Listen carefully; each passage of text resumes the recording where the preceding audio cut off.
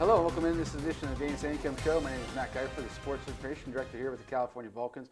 And with me after a big, nice road win last night is head coach Dane Sancomb. Coach, always feels better after games to get those W's, especially when you're getting back. At least it was a short trip, but still it was a road trip nonetheless. Absolutely. Tough place to play. The drive there is the best part of it, about 35, 40 minutes. But a hard-fought win last night. So it's been a while since we've touched base here. We've had a number of things both going on with ourselves at home and also work here. But let's look back here, starting with IUP. They are basically the barometer for basically the conference and also the region because they've been so good for so long with under Coach Lombardi. But this year was one of those things there. There's been a streak, 21 games going into it, straight losses, but it's one of those, a lot of tight games there you've had to lead. But this one finally stopped that streak, and I'm sure for yourself and for the guys, getting that monkey off the back there by taking down the Crimson Hawks, especially at their place, was definitely something you thoroughly enjoyed. Yeah, it was a good win. They haven't lost many games in the last 6 years. They really haven't. They're tremendous program, well coached, great players. So to go there on the road and win was very good for us. It was a ugly game. I think probably their style of game, 21-18 at half. Their defense was really, really good. Our defense was very good as well. But in the second half, I think we were able to move it a little bit, stretch them out a little bit, and get some easier baskets.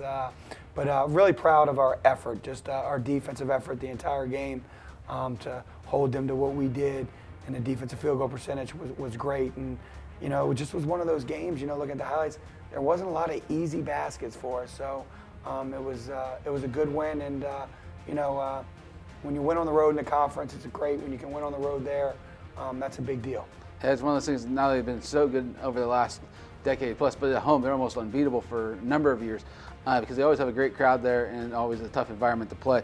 But that's a game, you said 21-18. Cal shot 7 field goals in the first half, so did IUP. So it's one of those things where it definitely was defensive minded, but in the second half, 41-39 the score. So opened up a little bit there in the second half. Yeah, I did, and I think it was, I think we pressed a little bit that game. Everybody wanted to win, but I think everybody was trying to just do a little too much on the offensive end. I think when we settled in the game, we started moving it around better, and we got some good looks in the second half. And, it was a good spark. Keith Pallick starting to come into his own. He made some big plays down the stretch for us, scoring inside and out, and, really gave us a good lift off the bench in that game. Yeah, and Jermaine gets a double-double with 11 and 10. KJ, 16 and 8, and then Donald, 12 points, 4 boards off the bench. Getting a little bit more into action there this game with IUP. Yeah, just did a really good job. Donald did, made some nice baskets down the end. Jermaine was just very solid, controlling the glass for us. Made some great passes, as you can see right there. And, Zion and KJ are a big part of what we do. But just really good to see Donald play the way he did that game and really helped us get the win. And that's one of those things there for IUP. They have the two big guys. Porterfield's still around. He's been around and been part of so many winning games. But they have a transfer, Gavin Clark. A lot of points, but also a lot of shots, but really effective on the glass for him, too, for being a guard. Yeah, he's a tremendous athlete, very quick, explosive. Obviously, Porterfield is one of the best players in Division II, so they're a good combination. So you go from there, you come back, and you're facing Edinboro, a team with a first-year head coach. Not really any ties really to the PSAC, so it's one of those things there, everything you know about Edinboro, you really saw on film this year, and just in your scout. What did you see initially before the game with the Fighting Scots, what they presented with the new coach? Yeah, they run some good stuff. They get good movement, they attack, they get good angles, get you moving a little bit defensively where they can, beat you off the dribble. Obviously got a big guy inside that clogs up things and can score with his back to the basket inside. So, I knew it was going to be a tough game. It's just, conference games, late January into February are wars. So they move the ball well. They play hard on defense. They fight through screens. They're very physical. So I thought we did a good job. I thought we played a solid game. I think coming off of a big win on Monday and turn around playing Wednesday is a short prep time for us, and I think our guys responded well. Yeah, it's one of those things that's got to be really challenging as a coach. It's really the only time all year you play a Monday, Wednesday, Saturday set. So it's definitely got to be a unique schedule in terms of how do you prep for IUP, but also knowing Edinboro within 48 hours you got to face again. And as I said earlier, first year head coach, at least IUP, you know what you're getting because it's the same program, and Porterfield's been there so long. But Edinboro definitely a different dynamic for you this year. Yeah, absolutely. So, it's like starting from scratch. We keep a folder on all the programs. Obviously, when they get a new coach, it becomes a new folder and you don't have anything in there to start. So now we have some information. Obviously, we followed them, watched them play a lot this year, but as you coach against people, you get a little bit better idea what their tendencies and so forth, what they do. Yeah, in the first half, you see here it's a tight ball game, but in the second half, you really clamped down on three-point land. They only shot 2 of 11, and it ended up 6 of 23.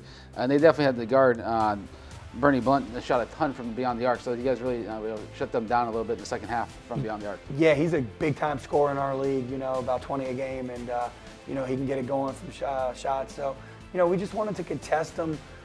We've been a little bit hot and cold here of late. Sometimes we defend the three exceptionally well, and then other times we struggle. But in the second half of this game, we locked down defensively, kind of took control of the game, and then we kept control of the game for the remainder of the game. Yeah, it's one of those things. There are 4 guys in double digits. You see a great block there by Bryson in the contest. But Donald White had 17 off the bench, Keith 14 off the bench, and then you're backcourt with KJ and Zion 22 and 15. And again, KJ 8 rebounds, just hustling all over the place. Yeah, like I said, those 2 guys are very consistent for us and do a lot for us.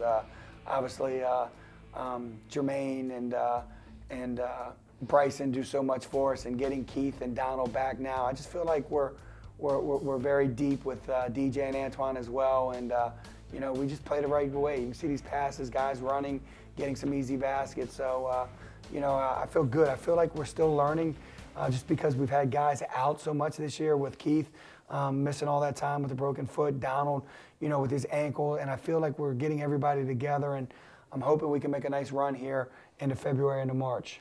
Yeah, the game there against Edinboro set up a huge contest there, regionally, nationally, in the conference, in the division, with Gannon and Cal going up there to Erie. You'd seen them once already this year. New coach turning back around, entering that game. Both teams tied for first place in the PSAC West standings, and definitely was an environment, I'm sure, for you being a little different playing at Cathedral Preps High School, because again, Gannon's Gymnasium is under renovation to the historic Hammer Mill Higher Market Center, but I'm sure it was a little different going into Cathedral Preps Gym, seeing the different colors, seeing the Rambler on the logo on the floor, a little different than the night. Yeah, watching so much film on them and so forth, and then being up in Cathedral Prep in the past with recruiting. It's a good environment. It's a nice gym, beautiful high school gym, great facility. So it was good with a great crowd. I wish we would respond a little bit better, but it was a great atmosphere. We just didn't perform to the level that we needed to. Yeah, it was one of those things, 2 of the highest scoring teams in the PSAC. Gannon continually leads the country in scoring. 107-98 was the final of the contest there. But you had a lot of balanced scoring. You had 5 guys in double digits. But it's just one of those things. You had a huge run in the second half, but you almost exhausted so much energy to cut that lead back and get it. Gannon made a couple little runs there, like 10-3, 2 of those late in the game there, really sealed the game for the. Yeah, we just felt like they wanted it more than we did, though. I thought defensively we struggled the whole game. They didn't press much. We do a good job with the press, and they just kind of fell back into their half-court defense, and offensively they just attacked what they do. We're off the dribble, and I think they scored 50 points in the paint and 28 from the foul line. It's hard to beat a team when you give up 78 points that are in the lane and from the free throw line. So we got to get better guarding the basketball and, being better help. We need to work on that, and we have been, so hopefully we can get better, at least back to the level that we were doing it. We've been a good defensive team this year. I think we'll continue to. We just did not play to our standard on the defensive end against Gannon. Antoine had one of those things there, looking at 8 rebounds off the bench. To the 8 on the offensive end. So it's nice to see the freshman really going in there in a big game, getting those clutch rebounds for you guys. Yeah, and we put Antoine in because he can guard. And that stretch we had a lineup in we normally don't play, but I thought it was our best defensive lineup in that particular game, so I went with it. And he was big for us, played very, very well on the defensive end. Obviously rebounded, he scored the ball, blocked the shot, so he's capable of doing those things, and we need him to do those things. So you go from Gannon's typical up-tempo pace where they do press quite often, but not again on Saturday, to playing a team that plays strictly zone. You know exactly what they're going to do. You've seen them before. The short trip yesterday over to Seton Hill. So you got basically 2 of the biggest contrasts you have there in the league with up-tempo and then also zone. But Seton Hill can also, by playing the zone, they also can shoot the ball and be able to score as evident last night. Yeah, they played great last night. On the offensive end, they were really, really good. Made it challenging for us. They got some matchups that were in their favor and did a good job exploiting it. And they moved the ball and they shot the ball well. Anytime you make shots, it makes things easier. I wasn't pleased with our defense in the game, but they presented a lot of challenges and they deserve a lot of credit. Offensively, we played exceptionally well against their zone, and our guys were locked in on that end. We moved it well. I think we had 22 assists. We shared it well. We shot it well because we got open looks. And guys just knew what they wanted to do with the ball when they caught it. So very, very happy on that end of it. I knew you'd like the 22 assists, but the one I can't get over is only 3 turnovers in a game. Is absolutely absurd, but being able to control the ball and dictate getting the shots you want instead of having any random loose balls be going the other way, but only 3 turnovers in the contest. Huge effort there for the guys. Yeah, our guys, like I said, they were dialed in and just did what we worked on. Made good crisp passes, used ball fakes, met the pass, and just did a great job. I mean, we really played well offensively. Obviously, to score 60 points and a half against them, that's hard to do because they don't give up transition baskets. They make it hard on you. So very happy and pleased with how we played on the offensive end. Now we're seeing the highlights, and there are a lot of different guys touching the ball, a lot of guys putting the ball in the basket. 6 guys in double digits, all 5 starters. Donald moved back in the starting lineup here for this game, and then Keith's still coming off the bench there, giving you a solid 18 points, even 6 assists.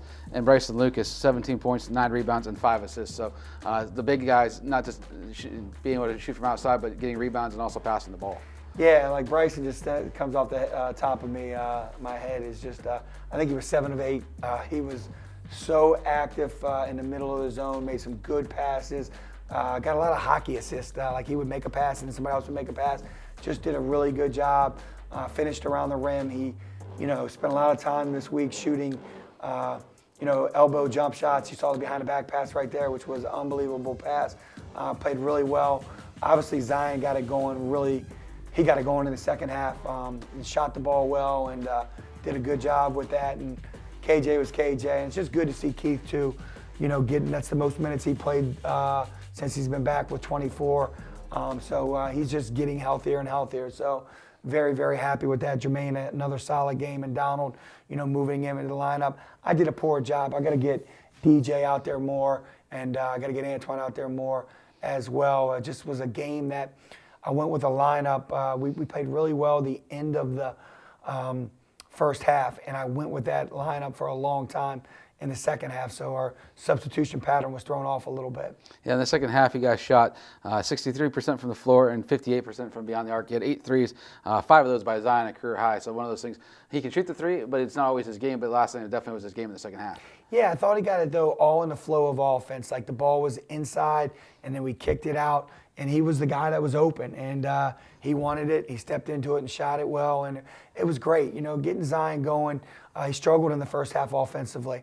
But the little things we talk about, making winning plays, and we need our leaders, and Zion is one of our main leaders on our team. He took 2 charges. He took 1 charge in the second half that was in a crucial part of the game, and those are the winning plays we talk about that you have to make if you want to be a winning basketball team. So it was great to see him make the threes, but also to make those other plays with the charges was great. But very happy to see him get it going in the second half.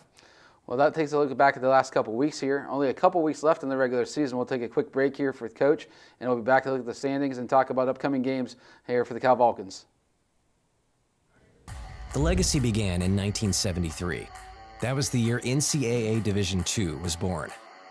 And since the very first day, our division has shaped generations of student athletes with a true sense of academics, athletics, and community.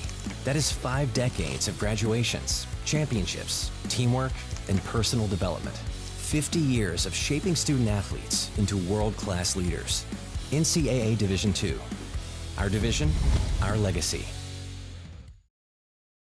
Come on out to the Convocation Center and support men's and women's basketball for the 2023-2024 season. The Vulcans are looking to put the PSAC on notice this year after both teams are picked towards the top of the preseason conference rankings. There will be 13 men's games and 16 women's games at home. Follow calvulcans.com for any update. All games will be live on CUTV Sports 1 and the PSAC network. Come out, our team's going to be very exciting. We have a lot of good players. I think we play the game the right way, very up-tempo. I think we're going to be able to score some points. I think our defense is going to be great. Our guys have great energy. Come to our games. I think once you get here, you'll really like what you see. I think it's exciting. These players put in a ton of time, a ton of effort to put out a good product on the floor. And like I said, I think it's super exciting, and you'll really want to come back. Hello, welcome back to this edition of the Danny Sancomb Show. My name is Matt Kuyfer, the Sports Information Director here for the Cal Vulcans. With me is head coach Danny Sancomb. Coach, we're in the second round of divisional play already. We are getting close to basically Valentine's Day, but it is clearly the crunch time for the PSAC and the PSAC West. Only a couple weeks before regional rankings come out. I'm sure you're not even telling the guys to worry about that yet. Worry about the next game up. And the next one for the Vulcans is Slippery Rock, a team. Cal hasn't lost many games this year, but Slippery Rock's one of those I guarantee you wish you could get back on that one, just how that game went down. Yeah, they played great against us last time at their place. They defended extremely well. They played very well offensively. They're a very talented basketball team, so we'll be challenged Saturday, and we'll have to be ready to play. And they present a lot of problems just because their length and their athleticism. So we'll have to do a good job making the right basketball plays. So taking a look at the PSAC West standings here, again, over the weekend there, you see a couple asterisks already. Gannon and Cal have clinched, but again, there's a lot more to play for than just making the PSAC tournament for both programs right now. But again, one game separating those two, IUP back, 1.5 games back right there at 11-4, and then you have Slippery Rock, only 11-10 overall, but they're right there in the thick of it, 9-6 in the divisional play. Merciers with a huge win last night, beating out IUP in double overtime, 8-8, and then Seton Hill 7-9, and you have Clarion, Edinboro, and EPJ, the last 3 spots there. So again, you got to be outside the bottom 3 to make the PSAC tournament, to get to 6. Top 6 make it each division. And the East is actually 4 teams have already clinched. So already at this point in the season, a lot of teams have somewhat spots in there, but a lot in terms of you don't want to just be in the tournament. You want to be the seed in where you want to play, get as many home games as possible. Don't really care about the draw. You just want to be in it and then get those home games. Brutal. Did you see that? Those teams and their records? Like it's crazy how good our league is and how our side is just brutal. So yeah, I mean, obviously, we have a one-game mentality. We'll continue to do that. But looking ahead, obviously, if you get to the tournament which we're in, you want to play at home and you want to play the least amount of games that you can possibly play. So we're going to keep that mentality and focus everything that we have on Slippery Rock, and then after Slippery Rock, we'll move on to Clarion. But it's just that one-game mentality that we need to have and understand. Anybody in this league can beat anybody, so our mentality's got to be ready to fight and play each and every night. Yeah, again, looking at through all the stats here this season so far, last night KJ reached the 500-point mark for the season, which is incredible given there's still so much of the regular season left to play. He's the 5th guy since you've been here at Cal to get that 500 mark. It's one of those things, your offense sort of just lends itself to having certain guys balanced scoring, but also KJ's taking a little level this year by upping his scoring average to being one of the tops in the PSAC and also the region. Yeah, he's a great scorer. I think when you start looking at scoring, and you can say he shoots the ball exceptionally well.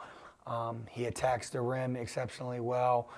He can finish mid-range. He has the ability to get to the free throw line, and he's aggressive. So, yeah, he's been great all year for us, and just I need him to continue to do that. I think now that we're healthy, there's been a little bit more balance to that, but we need him to make plays and score baskets for us, for sure. So you get the single season there, but also you have 2 guys who have been around the program since you've arrived day 1, Zion Collins and Jermaine Hall. They keep climbing up the all-time scoring list. Jermaine's actually sitting at number 23, about to pass Dana Zychek, who's one of the guys who comes to every single game, basically at the convo. But Zion's in the interesting position, being 8th all-time right now. Next on the list is his old running mate, Brent Pegram there. So it's one of those things there. This program wouldn't be where it is right now without those 3 guys being around for 3, 4, 5, 6 years.